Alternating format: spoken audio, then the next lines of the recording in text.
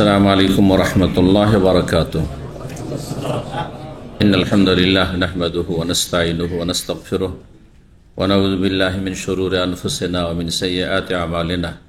من يهده الله فلا مضل له ومن يضلل فلا هادي له وأشهد أن لا إله إلا الله وحده لا شريك له وأشهد أن محمدا عبده ورسوله صلى الله تعالى عليه وعلى آله وصحبه وسلم تسليما كثيرا. أما بعد فقد قال الإمام البخاري رحمه الله تعالى باب ذكر مصعب بن عمير رضي الله تعالى عنه باب مناقب الحسن والحسين رضي الله عنهما. قال نافع بن جبير عن أبي هريرة عانق النبي صلى الله عليه وسلم الحسن قال حدثنا صدقة قال حدثنا ابن عيينة قال حدثنا أبو موسى عن الحسن سمع أبا هريرة سمعت النبي صلى الله عليه وسلم على المنبر والحسن إلى جنبه ينظر إلى الناس مرة وإليه مرة ويقول ابني هذا سيد ولعل الله أن يصلح به بين فئتين من المسلمين. সম্মানিত ভাতৃমণ্ডলী, আল্লাহ রাব্বুল আলামিনের প্রশংসা এবং প্রিয় নবী সাল্লাল্লাহু আলাইহি সাল্লামের উপর সালাত ও সালামের পর আজ জুমাবার 26 জমাত সানি 1446 হিজরি মোতাবেক 27 ডিসেম্বর 2024 আমাদের ধারাবাহিক আলোচনা সহিহুল বুখারীর ফাযাইলুস সাহাবা, সাহাবায়ে কেরামদের মর্যাদা ফজিলত সম্পর্কীয় হাদিস, পর্ব নম্বর 11। কয়েকজন সাহাবায়ে কেরাম রাদিয়াল্লাহু তাআলা আনহুমের আজকে ফজিলত সম্পর্কীয় হাদিসগুলি আমাদের সামনে আসবে ইনশাআল্লাহ তাআলা। সেগুলি যা সহিহ বুখারীতে রয়েছে আপনাদের সামনে ব্যাখ্যা বিশ্লেষণ করার চেষ্টা করব। আল্লাহ রাব্বুল আলামিন যেন আমাদেরকে তার দ্বারা উপকৃত করেন এবং আমাদেরকে রাসূলুল্লাহ সাল্লাল্লাহু আলাইহি ওয়াসাল্লামের পরে সাহাবায়ে কেরামদের অনুসরণের তৌফিক দান করেন। বলছেন ইমাম বুখারী রাহিমাহুল্লাহ বাবু যিকরে মুসআব বিন উমাইর রাদিয়াল্লাহু তাআলা। এই অধ্যায় হচ্ছে মুসআব বিন উমাইর রাদিয়াল্লাহু তাআলা আনহুর আলোচনা সম্পর্কে, তার আলোচনা সম্পর্কে মানে তার ফাজাইল ফজিলতের আলোচনা, তার মর্যাদার আলোচনা সম্পর্কে। অধ্যায়টি তো আছে কিন্তু এখানে কোনো হাদিস নেই। সহিহ বুখারীর বিভিন্ন যে নুসখা পাণ্ডুলিপিগুলি তাতে কিছুটা পার্থক্য রয়েছে, আর যারা পরবর্তীকালে লিখেছেন কিছু পার্থক্য থেকে গেছে। কোন কোন এতে আছে শুধু বাবুন, আর মুসআব বিন উমাইর রাদিয়াল্লাহু তাআলার কথা সেখানে উল্লেখ নেই। তো এমনটা আছে। মুসআব বিন উমাইর রাদিয়াল্লাহু তাআলা আনহু সম্পর্কে এখানে ইমাম বুখারী রাহিমাহুল্লাহ কোনো হাদিস নিয়ে আসেননি। যদি অধ্যায়টি তিনি লিখে থাকেন, যেমন বেশ কিছু অধ্যায়ে তিনি লিখেছেন কিন্তু হাদিস নিয়ে আসেননি, এর ব্যাখ্যা করা হয়েছে। যেটি খুব প্রসিদ্ধ ব্যাখ্যা তা হচ্ছে ইমাম বুখারী রাহিমাহুল্লাহ প্রথম অধ্যায়গুলি লিখে ফেলেছিলেন, বিষয়বস্তু টপিক, আর তারপরে সে অনুযায়ী হাদিস ধারাবাহিক নিয়ে আসছিলেন। এই নিয়ে আস্তে আস্তে কিছু কিছু অধ্যায়গুলি শূন্য থেকে গেছে, হাদিস নিয়ে আসা হয়নি, সম্পাদনাই যেমন কিছু অসমাপ্তি থেকে যায় ওই রকমটা থেকে গেছে, অথবা তার যে শর্ত, কারণ ইমাম বুখারী রাহিমাহুল্লাহর হাদিস গ্রহণের শর্ত খুব শক্ত কঠিন, ইমাম মুসলিমের চাইতে কঠিন, অথচ সহিহ মুসলিমও সহিহ হাদিসের কিতাব, অন্যান্য মুহাদ্দিসিন চাইতে আরো বেশি কঠিন, যার ফলে অনেক হাদিসগুলি হাদিসের কায়দা কানুনের আলোকে সেগুলি সহিহ, কিন্তু উচ্চমানের সহিহ তার দৃষ্টিতে নয়, সেজন্য তিনি সহিহ বুখারীর হাদিসগুলো নিয়ে আসেননি। তো মুসআব বিন উমাইর রাদিয়াল্লাহু তাআলা আনহু সম্পর্কে সিরাতুন নবীতে যেই রিওয়ায়াতগুলি বা বর্ণনাগুলি রয়েছে তাতে তার সম্পর্কে আলোচনা আছে, তার ফজিলতের কথা। তিনি শহীদ হয়েছেন সাহাবায়ে কেরামদের সম্পর্কে বলা যেতে পারে, কারণ নবী সাল্লাল্লাহু আলাইহি ওয়াসাল্লাম তাদেরকে শহীদ বলেছেন। যেমন সোহাদা ওহদে 70 জন শহীদ হয়েছেন, তো সাহাবায়ে কেরাম সবাই একমত ছিলেন যে তারা শহীদ হয়েছে, তাই না? ব্যতিক্রম কোন জিহাদে, যেমন খাইবারের যুদ্ধে হাদিস রয়েছে যে কোনো একজন সেখানে কাফেরদের হাতে মারা গেছে, তারপরে নবী সাল্লাল্লাহু আলাইহি ওয়াসাল্লামকে সাহাবীরা বললেন যে ফলানুন সে অমুক শহীদ, তো নবী সাল্লাল্লাহু বললেন যে না, সে শহীদ নাই, ওকে আমি জাহান্নামে দেখলাম, কারণ সে গনিমত ধন সম্পদে খেয়ানত করেছে, তখন ব্যতিক্রম। কিন্তু আসল হচ্ছে সাহাবায়ে কেরামরা যারা আল্লাহর দ্বীনকে শক্তিশালী করার জন্য, আল্লাহর কালেমা তৌহিদকে উঁচা করার জন্য, লা কালিমাতুল্লাহ, এবং আল্লাহর দ্বীনের সাথে যারা প্রাণ দিয়েছেন তারা শহীদ সাহাবায়ে কেরাম করছে। রাদিয়াল্লাহু। তারপরে যেহেতু ওহির দরজা বন্ধ হয়ে গেছে, সুতরাং আমাদের কাছে জানার কোনো মাধ্যম নেই। তবে যারা সত্যি ভালো মানুষ এবং আল্লাহর দিনের খেদমতে গিয়ে শহীদ মারা গেছে, আশা করা যায় যে তারা শহীদ বলা যেতে পারে। আশা করা যায়, আমরা আশা করি রবের কাছে এবং দোয়া করি যে যেন আল্লাহ তাদের শাহাদাত কবুল করেন। কিন্তু আপনি সার্টিফিকেট দেওয়ার অধিকার রাখেন না। যেমন কোন প্রতিষ্ঠানের সার্টিফিকেট আমি দিতে পারি, কোন ইউনিভার্সিটির সার্টিফিকেট আমি এখান থেকে ইস্যু করা শুরু করলাম, সার্টিফিকেট আসল না জাল? জাল সার্টিফিকেট। খুব ভালো মানুষে দিয়েছে সার্টিফিকেট, চলবে? কোনো মূল্য নাই। ছোট্ট একটা স্কুলের ধরেন, কোন স্কুলে যদি সার্টিফিকেট অন্য কেউ দেয়, সেই স্কুল না দিয়ে বাংলাদেশি স্কুল তার সার্টিফিকেট যদি ইসলামিক সেন্টার থেকে দেয়, জাল সার্টিফিকেট না? বলছেন না না না, ওখানে তো ভালো মানুষরা রয়েছেন, তারা সার্টিফিকেট দিয়েছেন, তার একটা মূল্য আছে, চলবে? জাল সার্টিফিকেট। তাহলে আপনি কাউকে শহীদের সার্টিফিকেট দেবে, এটা তো রবের এখতিয়ার। আল্লাহ জানেন যে কার শাহাদাত তিনি কবুল করেছেন, কে অন্তরের ইখলাস সততা নিয়ে আল্লাহ রাস্তায় জীবনকে কোরবানি করেছে, তিনি সার্টিফিকেট দেবেন। আপনি কে? আমি বা কে? না, কোনো অধিকার নেই আমাদের। ওই দরজা বন্ধ, সতর্ক সাবধানে মরবে। তবে যেমনটা বললাম, দোয়া করতে পারবেন যদি আপনি ভালো মানুষ, আল্লাহ তার শাহাদাত কবুল করুক, তাই না? আশা করতে পারবেন যে আশা করি সে আল্লাহ রাস্তায় শহীদ। আপনার আশা নিরাশায়ও পরিণত হইতে পারে, সেই কোয়ালিটিতে আসলো না আল্লাহর কাছে, হইতে পারে সেটা, কিন্তু রবের কাছে ভালো আশা রেখেছেন, এটাও করতে পারে, কিন্তু সার্টিফিকেট দিতে পারেন না আপনি। তো মুসাব বিন উমাইর রাদিয়াল্লাহু তাআলা আনহু ওহুদের যুদ্ধে যারা শহীদ হয়েছিল তাদের অন্যতম। মুসাব বিন উমাইর রাদিয়াল্লাহু তাআলা আনহুর আরেকটি বৈশিষ্ট্য, তিনি দেখতে আকার আকৃতিতে রাসূলুল্লাহ সাল্লাল্লাহু আলাইহি ওয়াসাল্লাম সদৃশ্য ছিলেন। এই জন্য তার শাহাদাতের পরে অনেকেই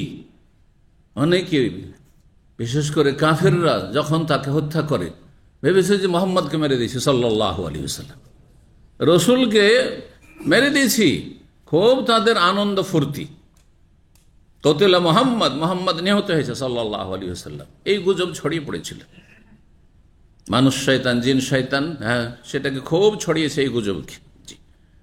কারণ এই গুজব যদি প্রভাব বিস্তার করে সাহাবায়ে কেরামদের উপর, তাহলে তাদের মনোবল একেবারে চুরমার হয়ে যাবে। সুতরাং তারা কোনো মতেই জিহাদের ময়দানে জিততে পারবেন না। তো এটাই ছিল অসৎ উদ্দেশ্য কাফেরদের এবং জিন শয়তানেরা। তো মুসাব বিন উমার রাদিয়াল্লাহু তাআলা আনহু শহীদ হয়েছিলেন। তার জীবনীতে সহিহ হাদিস রয়েছে যে তার কাফনের সময় তার কাছে যে চাদরটি ছিল এত ছোট যে মাথার দিক ঢাকলে, কাফনের জন্য আলাদা কোনো কাপড় নেই।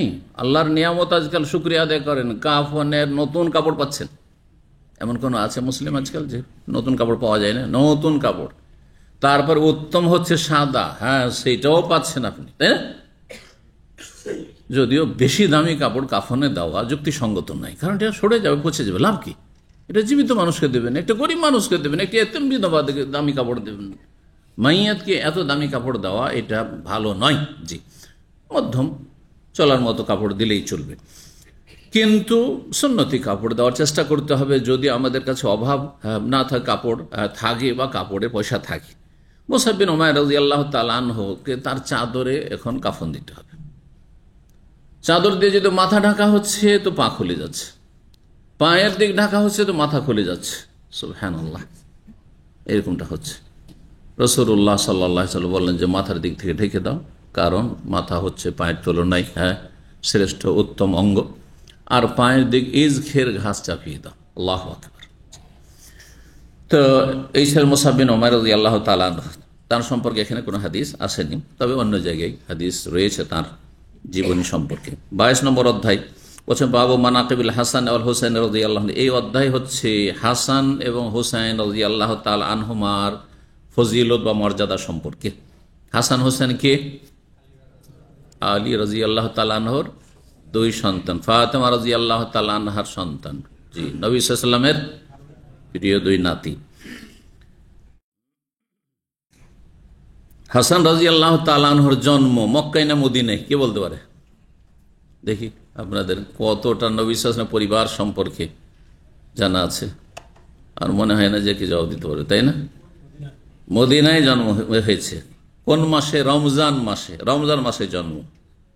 রমজান মাসে তার জন্ম হয়েছে 3য় হিজরিতে। জি, তার ইন্তেকাল মদিনাতে হয়েছে 50 হিজরিতে। 3 হিজরিতে 50, তাহলে বয়স কত হয়েছিল? 47 বছর বয়স মাত্র। এখনো যাদের 60 হয়ে গেছে, আমরা নিজের কল্পনা করি না যে এখনই মত চলে আসতে পারে। মরণকে অনেক দূরে দেখছি, যার ফলে আমরা নিজের সংশোধন করি না, তওবা করি না, যার ফলে আমরা ভালো মানুষ হওয়ার চেষ্টা করি না। কারণ হতে পারে আজকের জুমাই শেষ, এরপরে আসর নসিব হবে না, সামনে জুমা নসিব হওয়া তো দূরের কথা, সামনে রমজান পাওয়া তো দূরের কথা, সামনে ঈদুল আজহা পাওয়া এত দূরের কথা, হয়তো আর কোনো নামাজই পাবেন না, হয়তো এটাই শেষ নামাজ ছিল। ভাবতে হবে না এই কথা।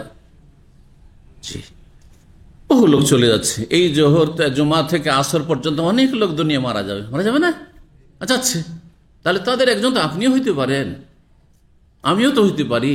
সুতরাং সবসময় নিজেকে সংশোধিত করে রাখেন, ভালো মানুষ করে রাখেন, আপডেট করেন। ভুল হতে পারে, ভুল হবে না এমন কোনো মানুষ পৃথিবীতে নেই। ভুল হতে পারে, ছোট ভুল তো হতে পারে, বড় ভুলও হয়ে যেতে পারে, কবিরা গুনাহ হতে পারে, কিন্তু সাথে সাথে সমাধান হচ্ছে তওবা এবং ইস্তেগফার। তওবা মানে ফিরে চলে আসা আল্লাহর দিকে, শয়তানের দিকে চলে গেছেন। আর ইস্তেগফার মানে যেহেতু উল্টো দিকে চলে গেছেন, জাহান্নামের দিকে চলে গেছেন, সুতরাং আল্লাহর কাছে ক্ষমা প্রার্থনা করা। আল্লাহর বিরুদ্ধাচরণ, নাফরমানি করেছেন, সুতরাং আল্লাহর কাছে ক্ষমা চাওয়া, ইস্তেগফার। আল্লাহ যেন তৌফিক দান করে। সবসময় মরণকে কাছে দেখবেন, তাহলে আপনি হারাম খাবেন না, আল্লাহর হক নষ্ট করবেন না, মানুষের হক নষ্ট করবেন না। হারাম খেয়ে করবোটা কি? আমি তো এখনই মরে যেতে পারি। তাহলে এই হারাম পয়সাগুলি যে আমি করলাম, কার জন্য করলাম? আমার ছেলে মেয়েদের জন্য। হ্যাঁ, ছেলে মেয়েকে সুখী করার জন্য আমি জাহান্নামে জ্বলবো? যদি আপনি একজন মানুষ হিসাবে চিন্তা করেন, আপনি মুসলিম না, ধরেন অমুসলিম কেউ অথবা বেদিন, মানুষ হিসাবে চিন্তা করেন, আপনি অন্যকে সুখী করার জন্য জাহান্নামের আগুনে জ্বলবেন? আপনি চিন্তা করুন তো দেখি। কেন হারাম খেতে যাবেন? কেন মানুষের বেমানি করতে যাবেন? কেন ধার নিয়ে হাত ভারী আর এরকম করবেন আপনি? অসৎ আচরণ কেন? যে কোনো আমলের হিসাব দিতে হবে, যে কোনো পাপের হিসাব দিতে হবে। অন্তরের পাপ হোক, জবানের পাপ হোক, আচার আচরণের পাপ হোক, আল্লাহর হক নষ্ট করা হোক, মানুষের হক নষ্ট করা হোক, স্ত্রীর হক নষ্ট করা হোক, স্বামীর হক নষ্ট, জবাব দিতে হবে। কেন আপনি জাহান্নামে যাবেন পরের জন্য? সবসময় মওতকে খুব কাছে দেখবেন, তাহলে আপনি পাপে লিপ্ত হবেন না। কারণ হইতে পারে এই পাপ করে আমার মরণ, মালাকুল মওত ওত পেতে আছে, আর ওই সময়টা আপনি এমন একটা গুনাহ করেছেন, গুনার অবস্থায় চলে গেলেন, তো আবার নসিবই হলো না। কত খারাপ অবস্থা বলুন তো দেখি। সেটা তো হইতে পারে আমার আপনার ক্ষেত্রে। যদি এই কথাগুলো আমরা চিন্তা করি, তাহলে আমরা কখনো পাপের দিকে যাব না। আর যখনই শয়তান নিয়ে যাবো, সাথে সাথে সজাগ হয়ে যাব, সাথে সাথে সজাগ হয়ে যাব যে না, এখনই যদি মালাকুল মওত চলে আসে। আমি তো দেখছি না, গোনা দেখছেন আজকাল এই সোশ্যাল মিডিয়ার যুগে, আর সেই সময় মালাকুল মওত এসে রূহটাকে কেড়ে নিয়ে চলে গেল। কি অবস্থা হলো চিন্তা করুন তো দেখি। আপনি ফজর নামাজ ছেড়েছেন আর ভাবছেন যে আমি ঠিক আছে ওই সকাল 9টায় উঠবো, আর একসাথে উজু টুজু করে মসজিদে চলে যাবো, জুমাও পড়া হবে, ফজর পড়া হবে, এরকম অনেকে আছে। ওই সময়টা যদি ওই সময় মত হয়ে যায়, কি অবস্থা হয় বলুন তো দেখি। বেনামাজি আল্লাহর কাছে হাজির হবে না। আল্লাহ সংশোধনে তৌফিক দান করে। যার যত মরণ থেকে, মত থেকে গাফিলতি, সে তত বেশি পাপে লিপ্ত। যে যত বেশি মরণকে কাছে দেখবে, নিকটবর্তী দেখবে, সে তত বেশি ভালো মানুষ হওয়ার চেষ্টা করবে। এই কথাটি মনে রাখবেন। তো হাসান এবং হোসেন, তাদের কথা বলছিলাম। তো হাসান রাদিয়াল্লাহু তাআলা আনহু মদিনায় ইন্তেকাল করেছেন। কিভাবে ইন্তেকাল করেছেন কারো জানা আছে? তাকে শত্রুরা বিষ পান করিয়েছিল বা বিষ মেশানো খাবার দিয়েছিল, তাতে তিনি শহীদ হয়েছিলেন। তো তিনিও শহীদ, হাসানও শহীদ। জি, ভালো মানুষের অনেক শত্রু আছে, ভালো মানুষের অনেক শত্রু আছে।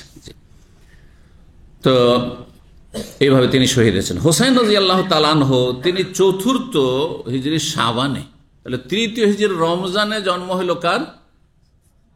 হাসান। আর হোসেনের জন্ম হয়ে গেল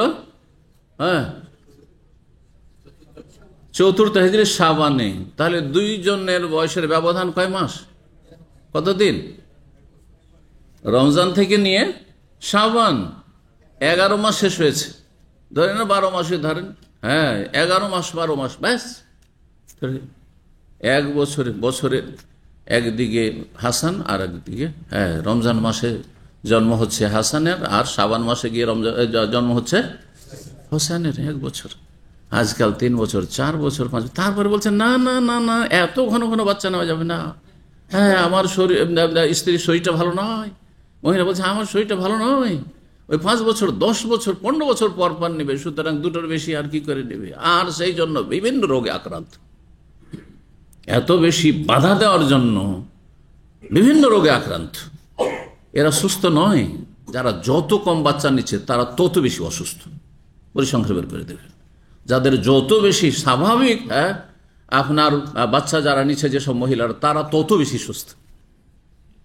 এটা আমি পরিসংখ্যান যেসব পরিবারকে চিনি, যেসব আত্মীয় স্বজনকে চিনি, আর তাদের বাচ্চা স্বাভাবিক আছে, 5টা কমপক্ষে আছে, 4টা 5টা আছে বা তার বেশি আছে, তারা বেশি সুস্থ। তাদের নাই প্রেসার, তাদের নেই আপনার সুগার, তাদের নেই কোলেস্টেরল, তাদের নেই আর এইরকম ধরনের আজকালকার যে সুখীদের রোগ, ওইসব রোগ নাই। জি,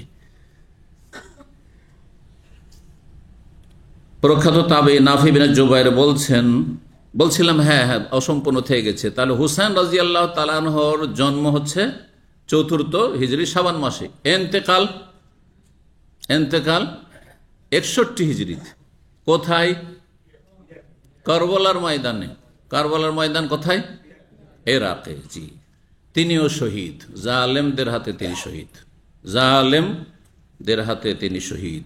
গাদ্দার বিশ্বাসঘাতক যারা ইরাকি শিয়া, তারা ডেকেছিল, জি আপনি আসেন, এই জালেম শাসককে চাই না, আপনাকে চাই খলিফা হিসাবে। ডাকার পরে রাতের অন্ধকারে একবার গিরগিটের মতো তারা পাল্টে গেছে, চেহারা পাল্টিয়ে গেছে, চেনে না আর হুসাইন রাদিয়াল্লাহু তাআলা আনহুকে।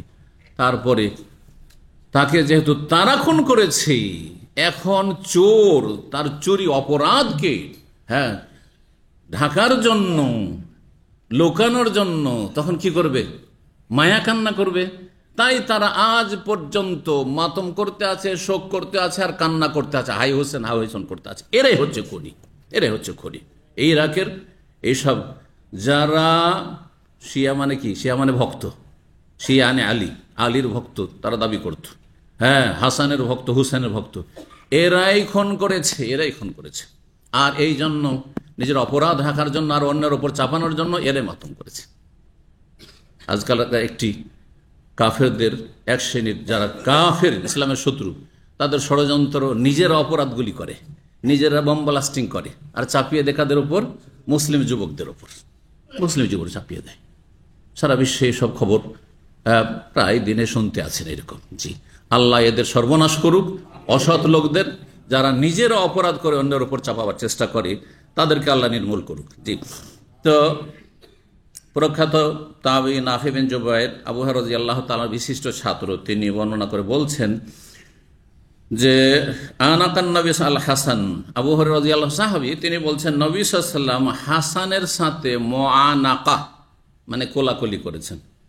হাসান রাদিয়াল্লাহু তাআলার সাথে মুআনাকা করেছেন। হাসান রাদিয়াল্লাহু, নবী সাল্লাল্লাহু আলাইহি ওয়াসাল্লাম যদি শেষ জীবনও মুআনাকা করে থাকেন, তা হাসানের বয়স তখন কত? 3য় হিজরিতে হলে 7-8 বছর। তো এই ছিল হাসান রাদিয়াল্লাহু তাআলা। মুআনাকা তাহলে কোলাকুলি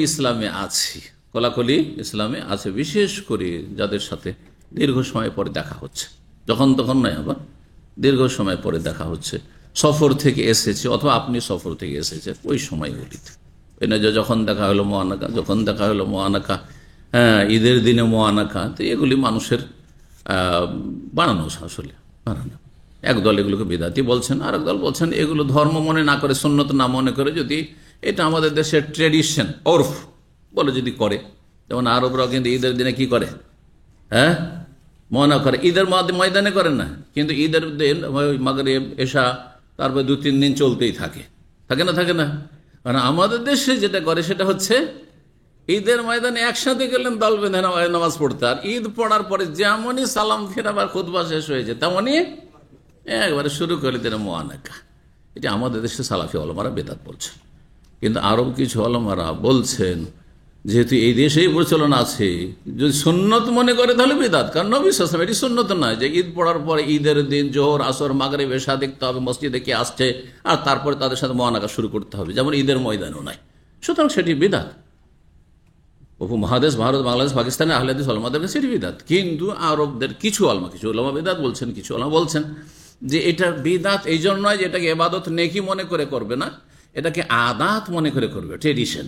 হ্যাঁ, এটা অভ্যাস, এটা ওই দেশের ওরফ। কিছু প্রচলন আছে যেগুলো ইসলামের সাথে সাংঘর্ষিক যদি না হয় আর সেগুলি ইবাদত না মনে করেন, প্রথা, তাহলে প্রথা দুই রকম। এর আগে বলেছি আমি একটি আলোচনায়, প্রথা দুই রকম। এই জন্য আমাদের দেশে কুপ্রথা বলা হয়। যখন কু বললেন তার মানে সু আছে, তাই না, মানে ভালো প্রথা আছে। ঠিক ওই কথাটি মনে রাখবেন। যদি কোন কোন প্রথাগুলি কুপ্রথা, যেগুলি ইসলামের সাথে সাংঘর্ষিক, যদি আপনি এটাকে ইবাদত মনে করে করেন, সওয়াবের আশাই করেন, তাহলে, কিন্তু এটা খুশি আমোদ ফুর্তি, চলো একটু জড়িয়ে ধরলাম, কোলাগুলি করলাম, তো হইতে পারে, যেমন কিছু আরো ওলামারা বলছেন। তারপরে এগুলো থেকে বেঁচে থাকা ভালো, এড়িয়ে থাকা ভালো।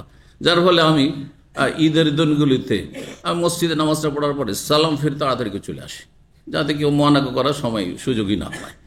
হ্যাঁ, খুব বাঁচার চেষ্টা করি, কারণ সামনে পেয়ে গেলে ও চলে আসলে তখন তো মুশকিল। হ্যাঁ, ও ট্রেডিশন মনে করে করছে, আর তারপর যখন 2-3 দিন হয়ে গেছে তখন তখন তার মুআনাকা করবে না, কারণ হ্যাঁ ঈদ বাসি হয়ে গেছে, ঈদ তখন বাসি হয়ে গেছে, আর তখন সালাম মোসাফাতি হয়ে গেল। জি,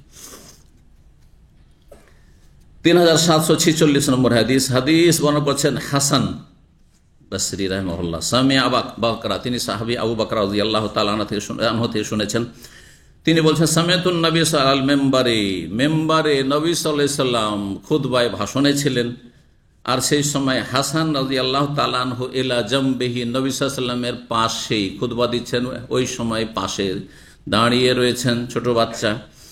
এবং নবী সাল্লাল্লাহু আলাইহি সাল্লাম বললেন সেই সময়, ইয়ানজুরু ইলান নাস মাররা, বক্তব্য করেছেন, একবার জনগণের দিকে তাকাচ্ছেন, ওয়া ইলাইহিম মাররা, আর একবার পাশে হাসান আছে ওর দিকে তাকিয়ে দেখছেন, আর তিনি বললেন এই কথা, ইবনি হাজা সাইয়্যিদুন, আমার এই সন্তান নেতা হবে, সরদার হবে। জি, আমার এই সন্তান কি নেতা? নেতা মানে কি দুনিয়ার নেতা না, দিনের নেতৃত্ব। জি, ওয়াজআলনা লিল মুত্তাকিন ইমামা, ইমাম। জি, ইমাম হবে, মানুষের আদর্শ হবে। জি, মানুষ তার অনুসরণ করবে, তিনি যেই পথের পথিক, তিনি হক পথে থাকবেন এবং তার দ্বারা বড় সমস্যার সমাধান হবে। জি, সৈয়দ যেমন বড়, যদি সৎ নেতৃত্ব থাকে তো অনেক সংস্কারমূলক কাজ হয়, যে কোনো প্রতিষ্ঠানে হোক অথবা দেশে হোক সমাজে হোক। যদি ভালো মানুষ নেতৃত্ব দেয় তাহলে সেই দেশের মানুষের অবস্থাও ভালো হয়, জাতির অবস্থা ভালো হয়। তো নবী সাল্লাল্লাহু ইবনি বললেন কাকে? কাকে ইবনি বললেন? নাতিকে। তাহলে ছেলের ঘরের নাতি হোক আর মেয়ের ঘরের নাতি হোক, নাতি হোক আর পোতা হোক, আর নাতিন হোক আর পতিন হোক, হ্যাঁ, মেয়ের ঘরের হোক আর ছেলে মেয়ে, এরা কি তাহলে সন্তান, ছেলে মেয়ে। তাহলে সন্তানদের সাথে কি নোংরামি রসিকতা করা যায়? করা যায়। কিন্তু বাঙালি সমাজে একটি নোংরামি আছে আজকাল, আলহামদুলিল্লাহ দিনের জ্ঞান হতে কিছু কমে এসছে, কিন্তু সুবহানাল্লাহ নামাজি পরিবার নানা রসিকতা করছে, কার সাথে? নাতিন, হ্যাঁ নাতিনের সাথে, সে নাবালিকা হোক সাবালিকা হোক। হ্যাঁ, এই বিয়ে করবি তুই আমাকে? আউযুবিল্লাহ, এসব কথা আমরা শুনেছি ছোটকালে, জানতাম না এগুলো জিনিস, কারণ আমরা তখন তো দিন শিখিনি, ছাত্র প্রাথমিক পর্যায়ে লেখাপড়া করি, কিন্তু এইসব নোংরামিগুলো শুনতাম সমাজে। কখনো আবার হই নানি দাদি, হ্যাঁ, কে গ্রামের কোন বুড়ি মহিলা এসে বলছে যে তোমার নাতি তো সাবালক হয়েছে, এই বললা বিয়ে করবি, তুই বিয়ে করবি, তুমি বিয়ে করবে? আউযুবিল্লাহ, এই অপরাধটি কেমন, যেমন কেউ যদি বলে, মাকে বলে বা মা বলে ছেলেকে যে তুই বিয়ে করবি, মা তুমি বিয়ে করবে আমাকে, যেমন অপরাধ কাবিরা গুনাহ তেমনই কাবিরা গুনাহ, এটি কোনো পার্থক্য নেই। কারণ মায়ের হুকুম আর দাদির হুকুমে, নানির হুকুমে কোনো পার্থক্য নেই। ঠিক ওই রকমই নিচের দিকে, হ্যাঁ, নিজের মেয়ে অথবা ছেলে আর নিজের ছেলে মেয়ের ছেলে মেয়েতে বিধানের দিক থেকে কোনো পার্থক্য নেই। কোরআনের ভাষায় সূরানের সাথে আল্লাহ রাব্বুল মুহাররামাত, যাদের সাথে স্থায়ীভাবে বিয়ে হারাম, তাদের কথা বর্ণনা করে। হুররিমাত আলাইকুম উম্মাহাতুকুম, তোমাদের মায়েদেরকে হারাম করা হয়েছে। মা মানে কি? শুধু মা? হ্যাঁ, মা মানে হ্যাঁ, মা, দাদি, নানি, দাদি, নানির মা, তারাও, তাদের মাও যদি বেঁচে থাকে তো সব হারাম। অপর দিকে যত যাবে, এমনকি হাওয়া আলাইহিস সালাম পর্যন্ত, তিনি আমাদের মা। জি, মা না? কারণ যেই বংশেরই হন না কেন, যেই যুগেরই হন না কেন, আপনার বংশ পরম্পরা সিলসিলা নাসাব কোথায় গিয়ে পৌঁছিবে? আদম আর হাওয়াতে গিয়ে পৌঁছিবে। তো তিনি আমাদের মা। জি, উম্মাহাতুকুম ওয়া বানাতুকুম, তোমাদের মেয়েদেরকে, কন্যাদেরকে হারাম করা হয়েছে। মেয়েদের মানে শুধু নিজের মেয়ে, মেয়েদেরকে, তারপরে মেয়ে, ছেলে মেয়েদের, হ্যাঁ, মেয়েদেরকেও হারাম করা হয়েছে। ছেলের ঘরের নাতি নাতিনকে হারাম করা হয়েছে, মেয়ের ঘরের নাতি নাতিনকে হারাম করা হয়েছে। নিচে যত চলে যাবে, যত চলে যাবে।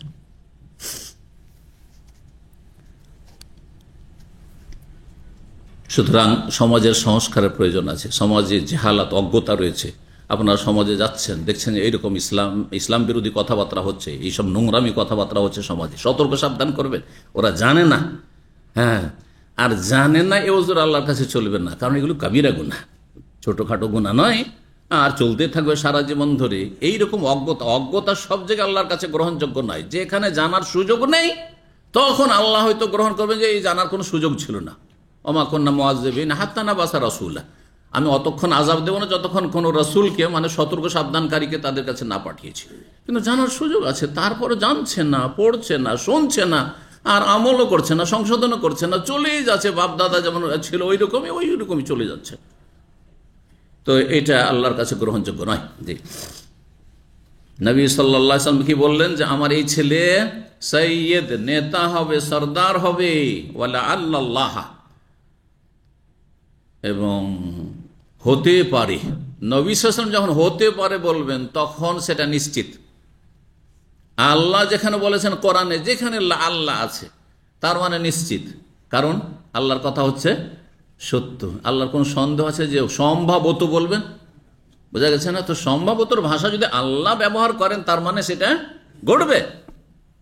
আল্লাহ সাআতা তাকুনু কারিবা, কোরআনের উদাহরণে দিই, আল্লাহ সাআতা তাকুনু কারিবা, আল্লাহ বলছেন যে সম্ভবত কিয়ামত সন্নিকটে, আসন্ন। কিয়ামত কাছে, কিয়ামত খুবই কাছে। নবী সাল্লাল্লাহু আলাইহি ওয়াসাল্লামের জামানা থেকে এইদিকে কিয়ামত পরের দিকে, আর তার আগে আসমান জমিনের ইতিহাস। তাহলে দুটোকে তুলনা করলে কিয়ামত কাছে। 1400 বছর গেছে, জানেন আর কতদিন যাবে বলতেই পারবেন না। এই কথা বলতে পারবেন না যে আরো 100 বছর যাবে, বলার কোনো ক্ষমতা নেই। হতে পারে 50 বছর, হতে পারে 30-40 বছর, হতে পারে 200 বছর। কারণ নবী সাল্লাল্লাহু আলাইহি ওয়াসাল্লাম কি বলেছেন? 1400 বছর আগে কারিবান বলেছেন। তো কারিবান অনেকে ভাবতে পারে যে আল্লাহ বলছেন কিয়ামত কাছে, আর 1400 বছর কাছে, তো 1400 বছর কেন চলে গেল? তাহলে কি কোরআন কি সত্য নয়? নবীর কথা কি ঠিক নয়? অবশ্যই ঠিক। কিন্তু যেমনটা বললাম, ব্যাখ্যা বুঝবেন যে এই আসমান জমিনের ইতিহাস বা মানব জাতির ইতিহাস, হ্যাঁ, আপনি আদম থেকে নিয়ে নবী সাল্লাল্লাহু আলাইহি ওয়াসাল্লাম পর্যন্ত কত হাজার বছর, আর এই দিকে যে পরে নবী সাল্লাল্লাহু আলাইহি ওয়াসাল্লামের পরে যে আর কত বছর আছে, দুটোকে তুলনা করলে আগেরটার তুলনা এটা হচ্ছে কারিবান, সন্নিকটে। জি, তো আল্লাহ, সম্ভবত আল্লাহ রাব্বুল আলামিন আইয়ুসলিহা বিহি, তার মাধ্যমে মীমাংসা করে দেবেন, বাইনা ফিআতাইন মিনাল মুসলিম, মুসলিমদের দ্বন্দ্বে লিপ্ত, বিবাদমান দুই দলের মাঝে। দুই দল, বিশাল দুটো দলে বিভক্ত হবে মুসলিম জাতি, আর দুই দল মুখোমুখি একবারে হয়ে যাবে, একবারে যুদ্ধের লড়াইয়ের পরিস্থিতি। সেই সময় আল্লাহ রাব্বুল আলামিন হাসানের মাধ্যমে, আমার এই সন্তানের মাধ্যমে দুই মুসলিম জাতির মাঝে মীমাংসা করে দেবেন। ভবিষ্যৎবাণী করেছেন নবী সাল্লাল্লাহু আলাইহি ওয়াসাল্লাম অনেক আগে। তার বাস্তবায়ন হচ্ছে কখন? কখন সেটা হচ্ছে? নবী সাল্লাল্লাহু আলাইহি ওয়াসাল্লাম খেলাফত কত বছরের ছিল? কত বছরের? আল খেলাফা 40 কে বললো, আল খেলাফাত ফি উম্মতি সালাসুনা সানা। নবী সাল্লাল্লাহু হাদিস তিরমিজিতে রয়েছে, আমার উম্মতের খেলাফতের রাশেদা, মানে নবী সাল্লাল্লাহু আলাইহি ওয়াসাল্লামের পুরোপুরি আদর্শ ফলো করে, অনুসরণ করে। তারপরে যুগ খেলাফত বলা হয়, মুআবিয়ার যুগ খেলাফত, ওমাইয়ার যুগ খেলাফত, ওমাইয়া বংশের খেলাফত, তার আব্বাসী খেলাফত, তুর্কি খেলাফত, মোগল খেলাফত, সব খেলাফত বলা হচ্ছে, কিন্তু সেগুলি আসলে সূক্ষ্ম অর্থে খেলাফত নয়। পুরোপুরি রাসূলুল্লাহ সাল্লাল্লাহু আলাইহি ওয়াসাল্লাম আদর্শের অনুসারী তারা ছিল না। খানিকটা সরতে, ধীরে ধীরে সরতে সরতে অনেক দূরেও সরে গেছে। এখন তো সরতে সরতে এমন সরেছে যে মানব রচিত বিধান ইসলামের বিধানের জায়গা দখল করে নিয়েছে। ইসলামী বিধানের রাষ্ট্রীয় পর্যায়ে কোনো স্থান নেই, কোনো মূল্য নেই। কি অবস্থা হয়েছে! জি, আল্লাহ হেফাজত করুন, জাতিকে ফিরে আসার তৌফিক দান করুন। জি, এই জন্য দুর্দশা মুসলিম জাতি। তো 30 বছরের খেলাফত, নবী সাল্লাল্লাহু আলাইহি ওয়াসাল্লাম ইন্তেকাল হলো 11 হিজরির রবিউল আউয়াল মাসে। তাহলে 11 থেকে শুরু করে 30 সাল নেন, কত হলো তাহলে? 41 বছর হলো না? হলো না? 41, 40 পার হয়ে 41-এ চলে গেছে। 41-এ গিয়ে তখন কি হলো? আলী রাদিয়াল্লাহু তাআলা আনহু শহীদ হলেন, খারিজ জঙ্গির হাতে, ইবনে মুলজাম খারিজের হাতে শহীদ হলেন আলী রাদিয়াল্লাহু তাআলা আনহু।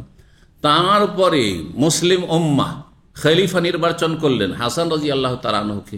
5 মাসের মতো তিনি খলিফা থাকলেন, কিন্তু সেই সময় আর মুসলিম উম্মায় একতা আসলো না, ঐক্য আসলো না। ওইদিকে মুআবিয়া রাদিয়াল্লাহু তাআলা আনহুর সাথে আলী রাদিয়াল্লাহু আগে একটু তিক্ততা হয়েছিল। মুআবিয়া রাদিয়াল্লাহু তাআলা যতদিন আলী ছিলেন ততদিন তিনি খলিফা হওয়ার দাবি করেননি, কারণ তিনি জানতেন আমার চাইতে অনেক গুণে শ্রেষ্ঠ আলী রাদিয়াল্লাহু তাআলা আনহু। কিন্তু আলী রাদিয়াল্লাহু তাআলা আনহু ইন্তেকালের পরে বা শাহাদাতের পরে মুআবিয়া রাদিয়াল্লাহু তাআলা আনহু একদিকে শাম দেশে, আর হাসান রাদিয়াল্লাহু তাআলা আনহু আরেকদিকে কুফায়। তখন কুফা রাজধানী ছিল, আলী রাজধানী কুফায় রাজধানী নিয়ে গেছে মদিনা থেকে। তখন মুআবিয়া রাদিয়াল্লাহু দেখলেন যে হাসান আমার চাইতে জুনিয়র, ছোট, আমি তার চাইতে সিনিয়র, তখন তিনিও খেলাফতের দাবিদার হইলেন। তখন আপোষে একটা বড় দল মুআবিয়া রাদিয়াল্লাহুর পক্ষে হইল, হাসান রাদিয়াল্লাহু তাআলার পক্ষে যে তিনি খলিফা হবেন আলীর পরে, এই পক্ষেও বহু সাহাবায়ে কেরাম এবং তাবেঈন। বিশাল একটা ফাটল ধরল, কোনো মতে সমাধান হচ্ছে না। হাসান রাদিয়াল্লাহু তাআলা দেখলেন এই সময় যদি আমি খলিফা হয়ে থেকে যাই তাহলে লক্ষ লক্ষ মানুষের রক্তপাত হইতে পারে দুই পক্ষ থেকে, আমি এটা চাই না। অনেকে তার বংশের এবং অনেক সাথী সঙ্গীগণ, ভক্তগণ, তারা তার উপর চাপ সৃষ্টি করছিলেন যে আপনি খেলাফত কেন ছাড়বেন, আপনি ন্যায্য খলিফা, আপনি বড় খলিফা, আপনি কেন ছাড়বেন, আপনাকে আমরা খলিফা নির্বাচন করেছি। বরং তিনি আপনজনদের কাছে তিরস্কারের পাত্র হয়েছেন, যখন ছেড়ে ভর্ৎসনার পাত্র হয়েছেন, যখন তিনি খেলাফত ছেড়ে দেন নিজে থেকে। তানাজল বুঝেন তো আজকাল, কফিলের কেফালতের ভাষায় আজকাল তানাজল বুঝছেন। তানাজল মানে কি? সারেন্ডার করা, আমারটা কাউকে দিয়ে দাও। তানাজল মানে কফিল বলছে যে তুমি আমার লোক ছিল আর আরেকজনকে দিয়ে দিলাম। তো তিনি খেলাফত থেকে তানাজল করলেন, এই শব্দটি আসছে সিরাতের কিতাবে বা ইতিহাসের কিতাবে, বলে আমি আর খলিফা থাকবো না। মুআবিয়া রাদিয়াল্লাহু বললেন যে তুমি যখন খেলাফতের দাবিদার, ঠিক আছে, আর তোমার পক্ষে অনেক লোক আছে, আমি আমার এই খেলাফত তোমাকে দিয়ে দিলাম, যাও। সুবহানাল্লাহ। মুসলিম সমাজে কি হয়ে গেল? পুরো মুসলিম বিশ্বে, হেজাজ, মক্কা, মদিনা, নাজদ, আরব দেশ, আর ইয়েমেন, আর ইরাক, আর শাম দেশ, আর সেই যুগের শাম মানে আজকাল 4টি দেশ, বিশাল এই মুসলিম বিশ্ব। তাতে একটি ঐক্য হইল যে সবাই এক বাক্যে তখন মানতে বাধ্য হলেন কাকে? মুআবিয়া রাদিয়াল্লাহু তাআলা আনহুকে খলিফা হিসাবে। সেই বছরটিকে আমুল জামাআ বলা হয়, জামাতের বছর, ঐক্যের বছর। কারণ মাঝখানে কিছুদিন ফাটল থাকলো। ওসমান রাদিয়াল্লাহু তাআলা শাহাদাতের পরে মুআবিয়া রাদিয়াল্লাহু তাআলা আনহু বায়াত করেননি যে আমার নিকটাত্মীয় ওসমানের খনিগুলি আপনার সাথে ডানে বামে ঘোরাঘুরি করছে, আপনার পেছনে আছে তাদেরকে ধরেন এবং তাদেরকে পানিশমেন্ট করেন কিসাসের বাস্তবে, তখন আমি বায়াত করব। আলী রাদিয়াল্লাহু তাআলা তখন বলছিলেন, তার কথা বেশি যুক্তিসঙ্গত ছিল, যে আমি এদেরকে কি করে, এত লোককে, যাদের কথা, যারা সেখানে বিদ্রোহী ছিল, তাদের সঙ্গে একটা বড় গোষ্ঠী ছিল, সবাইকে ধরে যদি আমি এদেরকে পানিশমেন্ট করি, তাহলে যে কোনো সময় আলীর গোটা বংশকে শেষ করে দেবে এবং আরও বেশি রক্তপাত হবে। তাহলে আমি কি করে করব? তাহলে শান্তি প্রতিষ্ঠা হতে দাও, তারপরে তুমি আমাকে শক্তিশালী করো, সাপোর্ট করো, তুমি বায়াত করো, যেটা শরীয়তের বিধান হচ্ছে যে খলিফা নিযুক্ত হলে তার বায়াত করতে হবে, ঐক্যমত পোষণ করো, আর তারপরে আমরা সবাই মিলে আসল খুনিকে তলাশ করি। মানে কয়েকশো লোক বা কয়েক হাজার লোককে তার হত্যা করা যাবে না। যারা ওসমান রাদিয়াল্লাহু আনহু বাড়িতে ঢুকেছে আর তারপরে থেকে কোরআন তেলাওয়াতের অবস্থায় এই বিদ্রোহী খারেজি জঙ্গিগুলো শহীদ করেছে, তাদেরকে তখন ধরবো আর তারপরে তাদের ওপর কিসাসের বাস্তবায়ন করবো। বেশি যুক্তিসঙ্গত ছিল। কিন্তু আল্লাহ রাব্বুল হিকমত, যে দুইজনের দৃষ্টিভঙ্গি ভিন্ন থাকায়, ইজতিহাদ ভিন্ন থাকায় ঐক্যমত হয়ে ওঠেনি। কিন্তু হাসান রাদিয়াল্লাহু আনহু যখন খেলাফত ছেড়ে দিলেন, আমি খলিফা থাকবো না, এসব ঝামেলা চাই না। দেখেন, ভালো মানুষরা সবসময় ওর নেতৃত্ব এড়িয়ে থাকে, কারণ তাদের দুনিয়ার স্বার্থ নেই। কারণ আমি এমপি হইলেই বাকি, আমি তো হারাম খাবো না, আমি মন্ত্রী হইলেই বাকি, আমি তো হারাম খাবো না, তো অতিরিক্ত আমাকে শ্রম দিতে হবে। আজকাল একটা এমপি আর মন্ত্রীর বেতন কত? 1 লাখের অনেক নিচে আছে। তাহলে সেই যদি হালাল রুজি করে, তাহলে তো তার পেটের ভাত হওয়া মুশকিল, তার চাইতে অনেক বেশি ইনকাম অন্যদিকে করতে পারবে, ব্যবসা বাণিজ্য, ঠিক না? কিন্তু অসৎ লোক যারা জাতীয় সম্পদ, রাষ্ট্রীয় সম্পদ লুটপাট করে খাচ্ছে, বেঈমানি করছে, আত্মসাৎ করছে, তারা হচ্ছে নেতৃত্বের জন্য মরিয়া, তারা হচ্ছে নেতৃত্বের জন্য মরিয়া। না, একজন সৎ মানুষ কখনো নেতা হতে চাইবে না, কখনো সে দায়িত্ব নিতে চাইবে না। এই দায়িত্ব নিয়ে লাভটা কি? আমি আমার স্ত্রী, আমার ছেলে মেয়ে, আমার পরিবার, এদেরকে ভালো মানুষ করব, এদেরকে আমি সামলাতে পারছি না, হিমশিম খাচ্ছি, আর এদেরকে বাদ দিয়ে আমি গোটা দেশ নিয়ে ব্যস্ত, এত কোটি মানুষ নিয়ে ব্যস্ত থাকবো, আমার সময় নেই। কারণ আমি 1 পয়সা যেহেতু হারাম খাবো না। বুঝতে পারছেন কোথায়? কিন্তু আজকাল পাবেন কোথায়? হ্যাঁ, হাসান চরিত্রের মানুষ হইতে হবে, তাহলে নেতৃত্বের কোনো লোভ থাকবে না।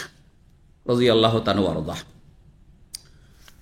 3747 নম্বর হাদিস বর্ণনা করছে ওসামা বিন যায়েদ রাদিয়াল্লাহু তাআলা আনহুমা, তিনি বলছেন, নবী সাল্লাল্লাহু আলাইহি সাল্লামকে তিনি দেখলেন, আন্নাহু কানা ইয়াখুযুহু ওয়াল হাসান। ওসামা বিন যায়েদ বর্ণনা করছেন নবী সাল্লাল্লাহু আলাইহি সাল্লাম থেকে, যে নবী সাল্লাল্লাহু আলাইহি সাল্লাম কি করতেন, আন্নাহু কানা ইয়াখুযুহু ওয়াল হাসান, তিনি নবী সাল্লাল্লাহু আলাইহি সাল্লাম ওসামা বিন যায়েদকে কোলে নিতেন আর হাসান বিন আলীকে, নাতিকেও কোলে নিতেন। ওসামা বিন যায়েদকে খুব ভালোবাসতেন, কারণ যায়েদ নবী সাল্লাল্লাহু আলাইহি সাল্লামের কি ছিল? ওই জাহেলিয়া যুগ থেকে পালক পুত্র ছিল। তো পালক পুত্র, যদিও ইসলামের পালক পুত্র যখন রোহিত করা হলো সূরা আহজাবের আয়াতের মাধ্যমে, কিন্তু সেই যে ঘনিষ্ঠতা আর সেই আপনার নিজের পরিবারের মতো থেকেছে। তারপরে ওসামা তাকে ওইভাবে আদর করেছেন যেভাবে আদর করেছে রাসূলুল্লাহ সাল্লাল্লাহু আলাইহি ওয়াসাল্লাম হাসানকে। দুইজনকে একসাথে কোলে নিতেন আর বলতেন তিনি এই দুয়া, আল্লাহুম্মা হি আল্লাহ ইন্নী উহিব্বুহুমা, আমি এই দুইজনকে খুব ভালোবাসি, ফাহিব্বাহুমা, সুতরাং তুমিও এই দুইজনকে ভালোবাসো। এই দোয়া দিয়েছেন। 3748 নম্বর হাদিস মনে করছেন আনাস বিন মালিক রাদিয়াল্লাহু তাআলা আনহু, তিনি বলছেন, উতিয়া উবাইদুল্লাহ ইবনে জিয়াদ বিরাসিল হুসাইন ইবনে আলী। উবাইদুল্লাহ বিন জিয়াদ দের কাছে হোসাইন বিন আলী রাদিয়াল্লাহু তাআলা আনহুমার খণ্ডিত মাথাটি নিয়ে আসা হইল। সুবহানাল্লাহ, মাথা নিয়ে আসা হইল কখন?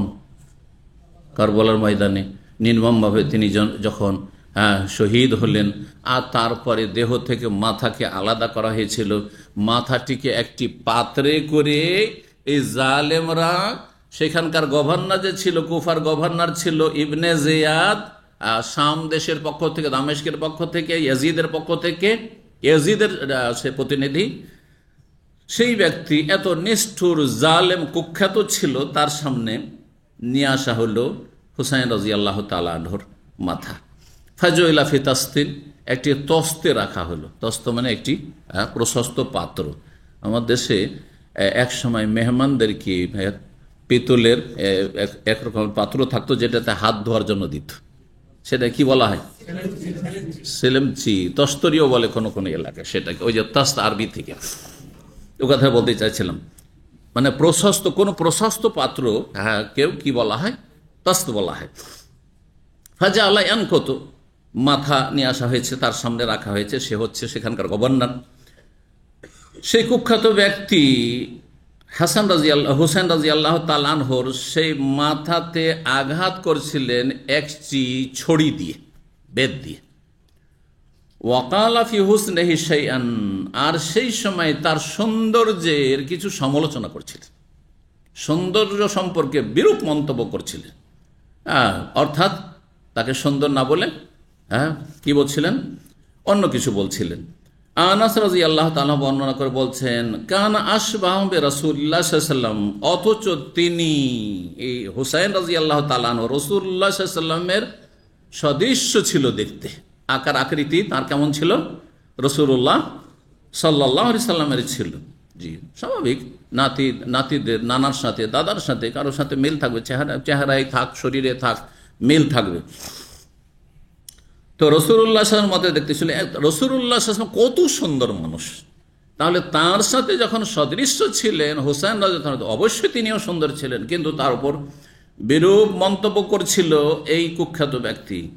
ওয়াকানা মাখজুবান বিল ওয়াসমাতে, সেই সময় হোসেন রাদিয়াল্লাহু তাআলা আনহুর যে মাথা মোবারক নিয়ে আসা হইল কেটে, তখন তিনি কি ছিলেন, খেজাব ব্যবহার করেছিলেন। বিল ওয়াসমা, ব্রাউন রঙের, বাদামি রঙের।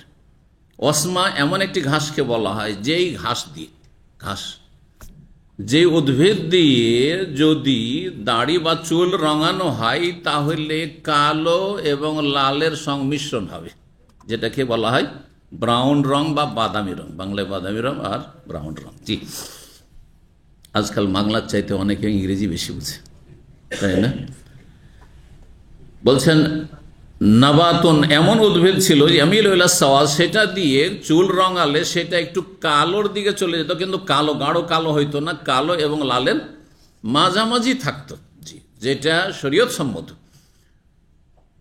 আর একটি রং হচ্ছে শুধু মেহেদি, যেটাতে লাল হবে, বা মেহেদির যে রং রয়েছে হালকা লাল, সেই রং হবে। দুটোই সুন্নাত।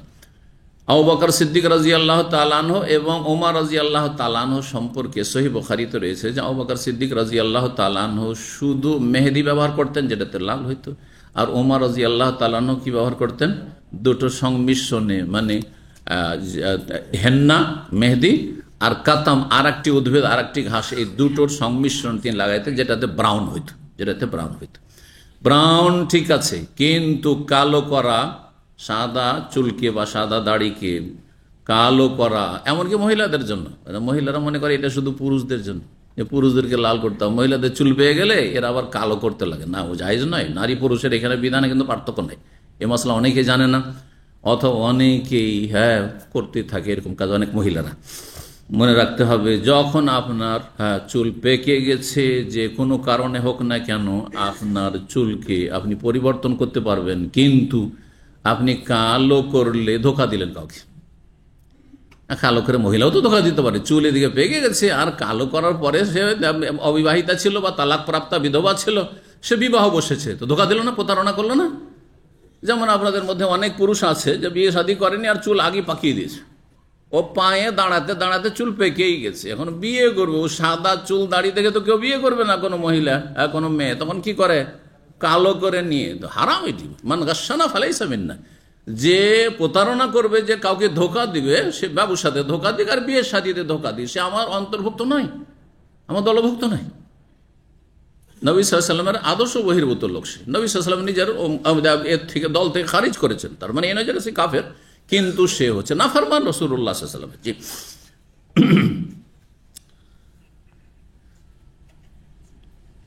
এই ইবনে জিয়াদ, সে নিঃসন্দেহে অপরাধী, সরাসরি অপরাধী সে, যেহেতু সে কুফার, সেই সময় গভর্নর ছিল যখন নির্মমভাবে শহীদ করা হয় কাকে? হোসেন রাদিয়াল্লাহু তাআলা আনহুকে। আর তারপরে তার এই মাথাকে পাঠায় সে ইয়াজিদের কাছে। অনেকে ইয়াজিদের পক্ষ থেকে সাফাই গায়, তাদেরকে কিছু কথা বলবো তাদের উদ্দেশ্যে, আর অনেকে ইয়াজিদকে কাফের বলে, তাদের উদ্দেশ্য আমার কথা। ইসলাম মধ্যম পন্থা। ইয়াজিদ কাফের বলা সীমা লঙ্ঘন, বাড়াবাড়ি, আর ইয়াজিদকে একেবারে ভালো মানুষ করে দেওয়া, আর সে একেবারে কোনো অপরাধ করেনি, হ্যাঁ, এই রকম কোনো বক্তব্য রাখা এটাও কিন্তু জায়েজ নয়, এটা অন্যায়। সঠিক কথা হচ্ছে ইয়াজিদ সরাসরি জড়িত না থাকলেও একটি প্রশ্নের উত্তর তারা দিতে পারবে যারা ইয়াজিদের পক্ষ থেকে সাফাই গায়। বিভিন্ন ভাষাভাষী এমন কিছু আছে যারা ইয়াজিদ ভক্ত, জি, আল্লাহ তাদের হেদায়েত দান করুন। যেমন বেদাতি সুফিরা সবাই সীমা লঙ্ঘন করে ইয়াজিদকে কাফের বলে, ফাসিককে, গুনাহগারকে কাফের বলে, এটি হচ্ছে সীমা লঙ্ঘন, বাড়াবাড়ি। সেটিও যেমন হারাম, তেমন আপনি একজন অপরাধীকে আপনি তাকে একবার নির্দোষী সাব্যস্ত করে দিলেন যে না সে তো জড়িত ছিল না, ইয়াজিদ ওটা তো ইবনে জিয়াদ করেছে। এর উত্তর শুনেন ভালো করে। ইবনে জিয়াদ যে অপরাধ করলো আর এইভাবে নির্মমভাবে তাকে হত্যা করলো, ইবনে জিয়াদ তার গভর্নর, তার অপসারণ করেছিল, তাকে বরখাস্ত করেছিল, তাকে শাস্তি দিয়েছিল যে এই অপরাধ কেন করলে, পানিশমেন্ট করেছিল। যদি শাস্তি দিত, কেশাস নিত, তাহলে বলতাম যে ইয়াজিদ ভালো মানুষ, বোঝা গেছে। সুতরাং ইয়াজিদের ক্ষেত্রে মধ্যম পন্থা অবলম্বন করবেন। জি, ইয়াজিদকে এক শ্রেণীর লোকেরা ইয়াজিদপন্থী, তারা সাহাবি পর্যন্ত বলে দেয়, সাহাবি বিন সাহাবি। পাকিস্তানে এরকম কিছু চরমপন্থী আছে, জি, উর্দু ভাষী, যার ফলে সতর্ক করছি, কারণ অনেকে তাদের সাথে হয়তো মিশবেন। এরা নিজেদেরকে ওই বংশের যেহেতু তারা, সেই জন্য তারা নিজের বংশের সাফাই গাইতে গিয়ে এসব কথাবার্তা তারা আবিষ্কার করেছে। এগুলিও গুমরাহি দুই দিকে রয়েছে। আমি সবসময় বলি যে মধ্যম পন্থা হচ্ছে আপনার রাজপথের মতো। দাম্মাম থেকে রিয়াদ যাচ্ছেন, মক্কা যাচ্ছেন, আপনার একটা রাজপথ, সড়ক আছে, তাই না? পাকা গাড়ি চালান, আপনি আরামসে সহি সালামত পৌঁছে যাবেন। ডান দিকেও গর্ত, বাম দিকেও গর্ত, ডান দিকে নামালেও বিপদ, অ্যাক্সিডেন্ট, বাম দিকে নামালেও বিপদ, অ্যাক্সিডেন্ট। ঠিক তেমনি ইয়াজিদকে কাফের বললেও বিপদ, আর ইয়াজিদকে একেবারে ফেরেশতা সাহাবীদের মতো চরিত্রবান বললেও বিপদ। দুটোই গুমরাহি, যেমন দুই দিকে প্রান্তিকতা রয়েছে আর গর্ত রয়েছে। আল্লাহ হেদায়েত দান করুন। সূরা ফাতিহাতে এই মধ্যম পন্থা আল্লাহ শিখিয়েছেন। আন আমতা আলাইহিম পুরস্কৃত, এরা মধ্যমপন্থী, আর মাগজুব আলাইহিম চরমপন্থী, দল্লিন হচ্ছে শিথিলপন্থী। বোঝা গেছে না? ইহুদি খ্রিস্টান দুই দিকে, আর মাঝখানে হচ্ছে উম্মতে মুসলিমা। ওই রকম মুসলিম সমাজের যারা বেদাতপন্থী, যত বেদাতে লিপ্ত, এরা একদিকের গর্তে আছে, আর মুসলিম সমাজের চোর ডাকাত, সামাজিক বিভিন্ন রকমের যে অপরাধী যারা অপরাধে যুক্ত, তারা হচ্ছে আরেক গর্তে। আর দুই দলই জাহান্নামে যাবে, যেমন দুই দিকে গাড়ি নামলে অ্যাক্সিডেন্ট হবে। আশা করি বুঝতে পারছেন। মুসলিম সমাজের বেনামাজি, বেরোজাদার, ফরজ ওয়াজিব ত্যাগকারী, হারাম নাজায়েজে লিপ্ত, হারাম খায়, সুদখোর, ঘুষখোর, বেঈমান আর আত্মসাৎকারী, এরা যেমন জাহান্নামের রাস্তায়, ঠিক তেমনি মুসলিম সমাজে যারা শিরক বিদআত করে, বড় ধার্মিক, কিন্তু ভ্রান্ত ধর্মের ধার্মিক, তারা শিরক বিদআত মিশ্রিত ইসলাম পালন করে, তারাও জাহান্নামের পথে রয়েছে। আশা করি বুঝতে পারছেন। 3749 নম্বর হাদিস বর্ণনা করছেন বারা বিন আযিব রাদিয়াল্লাহু তাআলা। তিনি বলেন, রাআইতুন নবী সাল্লাল্লাহু, আমি নবী সাল্লাল্লাহু আলাইহি ওয়াসাল্লামকে দেখেছি, ওয়াল হাসান ইবনে আলী আলা আতিকিহি, হাসান বিন আলী রাদিয়াল্লাহু তাআলা আনহুকে তিনি কাঁধে নিয়ে, নাতিকে কাঁধে নিয়ে, নাতিকে রাসূলুল্লাহ সাল্লাল্লাহু আলাইহি ওয়াসাল্লাম নাতিকে কাঁধে নিয়ে আছেন। তার নবী সাল্লাল্লাহু আলাইহি ওয়াসাল্লাম এত বড় ব্যক্তিত্ব, মানব জাতির মধ্যে সবচেয়ে বড় ব্যক্তিত্ব রাসূলুল্লাহ সাইয়্যিদুল মুরসালিন, তিনি যদি নাতিনদেরকে কাঁধে নিয়ে থাকেন, তাহলে আপনি আমি কেন নেব না? নবীর তরিকায় শুধু নামাজ রোজা সবকিছু সার্বিক জীবনে, না, আমি এত বড় মানুষ হয়ে গেছি, এত ব্যস্ত, এইসব করার সময় নাই। এগুলো কাজের মেয়েদের কাজ, ধরাও কাজের মেয়েকে, কাজের ছেলেকে ধরো, না, কাজের মেয়ে, কাজের ছেলে দিয়ে যারা ছেলে মেয়ে মানুষ করছে, তাদের ছেলে মেয়েরা, তাদের লাইফ ভবিষ্যৎটা একবার অন্ধকার, ভবিষ্যৎ অন্ধকার। নিজের ভাষা না শিখে, নিজের সংস্কৃতি সভ্যতা না শিখে এই কচি কাচারা কাফেরদের সভ্যতা শিখছে। কারণ ওই সব আপনার কাজের মেয়েগুলো, কাজের ছেলেগুলো সব হচ্ছে ধরেন বিজাতি, তাদের কাছ থেকে ওই সব শিখছে। বড় দুঃখের বিষয়। আল্লাহ যেন হেফাজত করেন। এই জন্য সব সময় নিজেই নিজের কাজ নিজে করার চেষ্টা করবেন। কাজের মেয়ের যেন প্রয়োজনই না হয়, যথাসাধ্য চেষ্টা করবেন। বাড়িতে কাজের মেয়ে রাখবো না, বহুমুখী ফিতনা রয়েছে। কাজের ছেলে রাখবো না, বহুমুখী ফিতনা রয়েছে। আল্লাহ হেফাজত করুন। নবী সাল্লাল্লাহু আলাইহি সাল্লাম কাঁধে নিয়েছিলেন আর দোয়া করছিলেন, আল্লাহুম্মা, হে আল্লাহ, ইন্নী উহিব্বুহু, আমি হাসানকে খুব ভালোবাসি, ফাআহিব্বাহু, তুমিও হাসানকে ভালোবাসো। 3750 নম্বর হাদিস। হাদিস বর্ণনা করেছেন উকবা বিন হারিস, বলছেন, রাআইতু আবু বকরিন রাদিয়াল্লাহু আনহু, আমি দেখলাম আবু বকর সিদ্দিক রাদিয়াল্লাহু তাআলা আনহুকে, ওয়া হামাল আল হাসান ওয়া হুয়া ইয়াকুল, সেই সময় তিনি হাসান রাদিয়াল্লাহু তাআলা আনহুকে কাঁধে নিয়েছিলেন। কে? আবু বকর সিদ্দিক কাঁধে নিয়েছেন কাকে? হাসানকে।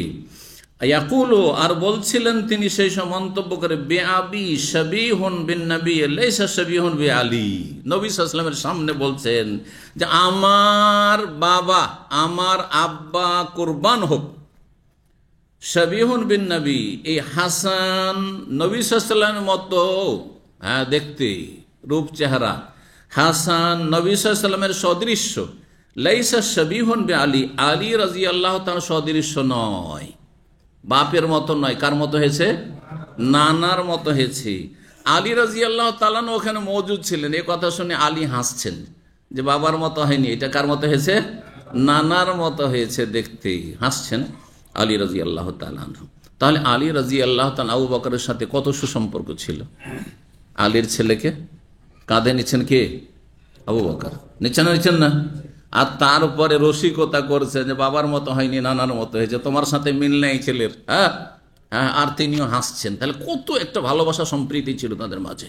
কিন্তু শিয়ারা এমন করে এই ইতিহাসকে কালো করেছে, বিকৃত করেছে, যে যেন আবু বকর, ওমর, ওসমানের সাথে আলীর কি ছিল? ক্ষমতার দ্বন্দ্ব ছিল। যেমন আজকাল ক্ষমতার দ্বন্দ্ব থাকে অপোজিশন পার্টির সাথে, বিরোধী দলের সাথে। নাউজুবিল্লাহ, নাউজুবিল্লাহ, এদের অনিষ্ট থেকে আল্লাহ রক্ষা করুন। 3751 নম্বর হাদিস। হাদিস বর্ণনা করছেন ইবনে ওমর রাদিয়াল্লাহু তাআলা, বলছেন তিনি, কাল আবু বকরিন, আবু বকর সিদ্দিক রাদিয়াল্লাহু তাআলা আনহু তার খেলাফত আমলে বলেছিলেন, উরকুবু মুহাম্মাদান ফি সাল্লাল্লাহু আলাইহি ওয়াসাল্লাম ফি আহলি বাইতিহি, তোমরা মুহাম্মদ সাল্লাল্লাহু আলাইহি ওয়াসাল্লামের আত্মীয়তার খেয়াল রাখিও, লক্ষ্য রাখিও, ফি আহলে বাইতি, তার পরিবার পরিজনের ক্ষেত্রে। নবী সাল্লাল্লাহু আলাইহি ওয়াসাল্লামের মর্যাদাকে লক্ষ্য রাখিও, ফি আহলে বাইতিহি, তার পরিবার পরিজন, আহলে বাইতের ক্ষেত্রে। অর্থাৎ নবী সাল্লাল্লাহু আলাইহি ওয়াসাল্লাম দুনিয়া থেকে চলে গেছেন, আমি খলিফা হয়েছি, তোমাদেরকে ওসিয়ত করছি যে নবী সাল্লাল্লাহু আলাইহি ওয়াসাল্লামের বংশধরের সাথে সদাচরণ করবে। কিসের খাতিরে? নবী সাল্লাল্লাহু মর্যাদার খাতিরে, নবী সাল্লাল্লাহু আলাইহি ওয়াসাল্লামের মহব্বতের খাতিরে, নবী সাল্লাল্লাহু আলাইহি ওয়াসাল্লামের অনুসরণের খাতিরে। নবী সাল্লাল্লাহু আলাইহি ওয়াসাল্লামের জন্য তাদেরকে ভালোবাসবে, তাদের ভুল ত্রুটি হলেও উপেক্ষা করবে। কার খাতিরে? রাসূলুল্লাহ সাল্লাল্লাহু আলাইহি ওয়াসাল্লামের খাতিরে।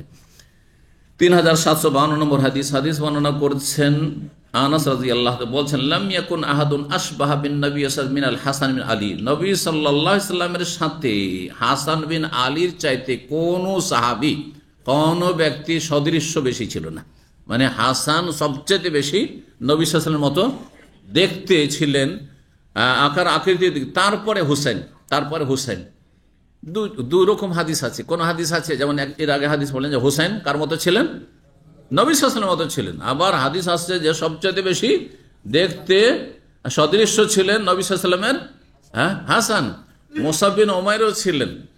এর মধ্যে বলা হয়েছে যে হাসান রাদিয়াল্লাহু তাআলা আনহুর শরীরের ওপর ভাগ নবী সাল্লাল্লাহু আলাইহি ওয়াসাল্লামের সাথে খুব বেশি সদৃশ্য ছিল, আর হুসাইন রাদিয়াল্লাহু তাআলা শরীরের নিচের দিক, মানে চেহারার ওপর দিক একটু কম, ওটা তো সদৃশ্য ছিল, কিন্তু নিচের দিকে হাত, পা আর শরীরের বাকি যে অঙ্গগুলি রয়েছে এগুলির বেশি সাদৃশ্যতা ছিল। শাবিহুন, একটি কথা পড়লেন এখানে, শাবিহ দেখলেন না? শাবিহুন বিন নবী লাইসা শাবিহুন বি আলী, হাদিস 3750 নম্বরে। নবী সাল্লাল্লাহু আলাইহি ওয়াসাল্লামের মতো রূপ চেহারা, আলীর মতো রূপ চেহারা নয়। শাবিহুন মানে তাহলে রূপ, চেহারা, আকৃতি, তাই না? এখান থেকে বাংলাতে একটি শব্দ এসছে, ছবি। ছবি কথাটি তাহলে কি?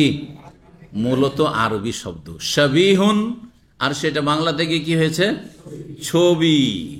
শাবিহুনকে যখন আপনি পড়বেন তখন তানমিনটা গড়িয়ে দিতে হবে, কারণ যখন ওয়াকফ করবেন তো বিধান হচ্ছে তাজউইদের যে শাবিহ বলতে হবে।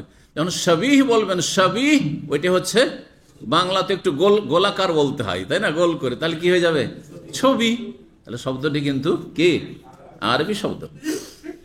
অবগতির জন্য বললাম, 3753 নম্বর হাদিস বর্ণনা করেছেন আব্দুল্লাহ বিন ওমর রাদিয়াল্লাহু তাআলা আনহুমা থেকে, তার ছাত্র ইবনে আবি নুআইম বলছেন, আব্দুল্লাহ বিন ওমর কাছে আমি শুনেছি, ওয়াসালু আনিল মুহরিম, ইরাক থেকে কিছু লোকেরা এসে মাসলা জিজ্ঞাসা করছে কাকে? আব্দুল্লাহ বিন ওমর রাদিয়াল্লাহু, প্রবীণ সাহাবী, অনেক বয়স পেয়েছিলেন তিনি, তাকে। ইমাম শুবা বলছেন আহসিবহু ইয়াকতুলুজ যুবাব, মাসলা ছিল যে এহরামের অবস্থায়, হজ উমরায় এহরাম বেঁধেছে, ওই অবস্থায় মাছি মারতে পারবে কিনা। জবাব মানে মাছি মারতে পারবে কিনা। কাল আহলুল ইরাক, তখন তিনি বলেছিলেন যে ইরাকবাসী ইয়াসআলুনা আনিজ যুবাবে, এদের লজ্জা নেই, এরা মাছি মারার ফতুয়া জিজ্ঞাসা করেছে, এহরাম অবস্থায় মাছি মারতে পারবো কিনা। ওয়াকাদ কাতালু ইবনা বিনতে রাসূলিল্লাহ সাল্লাল্লাহু, অথচ তারা রাসূলুল্লাহ সাল্লাল্লাহু আলাইহি ওয়াসাল্লামের প্রিয়তমা কন্যা ফাতেমার সন্তানকে খুন করেছে। তখন মাসলা জিজ্ঞাসা করার প্রয়োজন হয়নি যে নবীর নাতিকে মারা যাবে কিনা। হ্যাঁ, আর নবীর নাতিকে মারার অপরাধ কত বড়। হ্যাঁ, তো যারা বিভিন্ন পাপে জড়িয়ে আছে আর ছোটখাটো মাসলা জিজ্ঞাসা করে, তাদের সম্পর্কে বিশেষ করে এই হাদিস। আর যারা হজ উমরায় যান, আরে ফজর পড়েন না, মেনার ময়দানে গিয়ে দেখেছি ফজরে উঠে না, ফজর পড়েন না, আর এদিকে মাথা থেকে একটা চুল পড়ে গেছে, উজু করছিলাম তখন একটা দাড়ি পড়ে গেছে, তা আমার কি হবে? আমার কি ওমরা হবে, হজ হবে, নষ্ট হয়ে যাবে? আশ্চর্য কথা, মূর্খ, বড় বড় কাবিরা গুনাহে লিপ্ত, আর এদিকে ছোটখাটো মাসলা জিজ্ঞাসা করছে। জি, তো খুব রাগ করে তিনি তাদের অসন্তুষ্ট হয়ে বলেছিলেন তাদেরকে যে তোমরা যখন নবীর নাতিকে খুন করেছিলে তখন মাসলার প্রয়োজন হয়নি, আর মাছি মারা যাবে কেন এই মাসলা জিজ্ঞাসা করছো। ওয়াকাল নবী সাল্লাল্লাহু, অথচ নবী সাল্লাল্লাহু আলাইহি ওয়াসাল্লাম বলেছেন এই হাসান হোসেন সম্পর্কে, হুমা রাইহানা তায়া মিনাদ দুনিয়া। রাইহানা, আমাদের সে মেয়েদের নাম কি রাখা হয়? রাইহানা এক ধরনের ফুল, সুগন্ধি, এক ধরনের ঘাস বা সুগন্ধিতে কি থাকে, আপনার ঘাস বা গাছে সুগন্ধি থাকে, ফুলে সুগন্ধি থাকে। হোমা, নবী সাল্লাল্লাহু আলাইহি ওয়াসাল্লাম বলছেন যে দুনিয়ার এই দুটো, হাসান হোসেন আমার সুগন্ধির মতো, আমার সুগন্ধির মতো। সুগন্ধিকে মানুষ কি করে? নাকে লাগে, একটা ফুল তুলে নিয়ে নাকে টান দিচ্ছেন আপনি, হ্যাঁ, সেন্ট নেওয়ার জন্য। ঠিক ওই রকমই নবী সাল্লাল্লাহু আলাইহি ওয়াসাল্লাম এই হাসান হোসেনকে আদর করতেন, চুমো দিতেন, মুখে লাগাতেন, কোলে নিতেন। জি জি 23 নম্বর অধ্যায় বলছেন বাবু মানাকে বেলাল বিন রাবাহ মাওলা আবু বকর রাদিয়াল্লাহু আনহু। এই অধ্যায় হচ্ছে বেলাল বিন রাবাহ, যিনি আবু বকর সিদ্দিক রাদিয়াল্লাহু স্বাধীনকৃত গোলাম ছিলেন। বেলাল এবং মসজিদে নববীর মুয়াজ্জিন রাদিয়াল্লাহু তাআলা আনহু। কোন দেশের মানুষ ছিলেন তিনি? হ্যাঁ, হাবাসি, হাবশা, আবেসিনিয়ার লোক ছিলেন। নবী সাল্লাল্লাহু আলাইহি ওয়াসাল্লাম বেলালের মর্যাদা সম্পর্কে এখানে হাদিস আসবে কয়েকটি। নবী সাল্লাল্লাহু আলাইহি ওয়াসাল্লাম একবার বেলালকে বলেছেন, সামিআতু দাফফানা আলাইকা বাইনা ইয়াদাইয়া ফিল জান্নাহ, আমি স্বপ্নে জান্নাতে গেলাম আর সেখানে গিয়ে তোমার দুই পায়ের স্যান্ডেলের শব্দ শুনতে পেলাম জান্নাতে আমার সামনে, মানে আমার আগে আগে তুমি জান্নাতে হাঁটছো, দপ দপ করিয়া তোমার স্যান্ডেলের বা জুতোর আওয়াজ হচ্ছে। তার মানে নবীর চাইতে বেশি শ্রেষ্ঠ না, এটা বুঝায় না। তবে জান্নাতে হ্যাঁ তাকে দেখেছেন নবী, সেটা বুঝায়। কেন? সামনে থাকছে, তার মানে সে তাহলে শ্রেষ্ঠ নাকি? সামনে অনেক সময় খাদেমদেরকেও থাকতে হয়, সামনে জুনিয়র ছোটকেও থাকতে হয়, রাস্তা দেখানোর জন্য থাকতে হয় না, ওই রকম। জি 3754 নম্বর হাদিস বর্ণনা করছেন জাবের বিন আব্দুল্লাহ রাদিয়াল্লাহু তাআলা আনহু। তিনি বলেন কানা ওমর ও ইয়াকুল, ওমর রাদিয়াল্লাহু তাআলা বলতেন আবু বকরিন সাইয়্যিদুনা, আবু বকর আমাদের নেতা, সরদার, আমাদের প্রধান। ও আতাকা সাইয়্যিদানা, আর তিনি আবার আমাদের আরেক সরদার, আরেক নেতাকে তিনি দাসমুক্ত করে স্বাধীন করেছেন, আজাদ করেছেন, ইয়ানি বেলাল। কিন্তু দুই নেতা, দুই সাইয়্যিদের পার্থক্য হচ্ছে যে আবু বকর হচ্ছেন হ্যাঁ ওপরের নেতা, ওপরের সরদার, আর তিনি হচ্ছেন সরদার কিন্তু জুনিয়র সরদার। জি, জুনিয়রও কখনো কখনো মান্যবর হয়, সম্মানিত হয়, এ কথা বোঝানো হয়েছে। এক কথা এখানে দেখা যাচ্ছে যে আবু বকর যেমন আমাদের কাছে সম্মানীয় ব্যক্তি, ঠিক তেমনি বেলাল হাবাসি, ইসলামে জাতীয়তা নেই। বেলাল একজন দাস ছিল, তাকে স্বাধীন করেছেন আবু বকর সিদ্দিক রাদিয়াল্লাহু তাআলা অনুগ্রহ করে, তার মানে এ নয় যে সে আমাদের চাইতে ছোট। কারণ ইসলামে মানদণ্ড হচ্ছে সম্মানের কি ঈমান এবং তাকওয়া, আল্লাহ ভীরুতা। 3755 নম্বর হাদিস বর্ণনা করেন ইন্না বেলাল ক্বালা লাহু, বেলাল একবার আবু বকর সিদ্দিক রাদিয়াল্লাহু তাআলা আনহুকে বললেন, ইন কুনতা ইন্নামা ইশতারাইতানি লিনাফসি, আপনি যদি আপনার গরজে আমাকে খরিদ করে থাকেন, ফামসিকনি, তাহলে আমাকে আপনি ধরে রাখেন মদিনায়।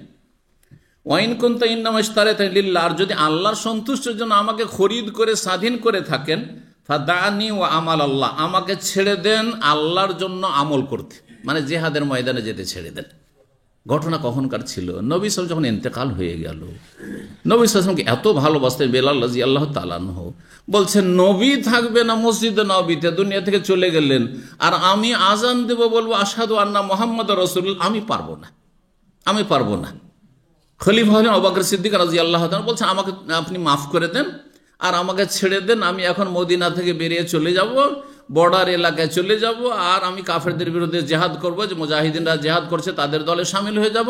এই যে আমাল আল্লাহ, আল্লাহর দিনের আমল করতে আমাকে ছেড়ে দেন।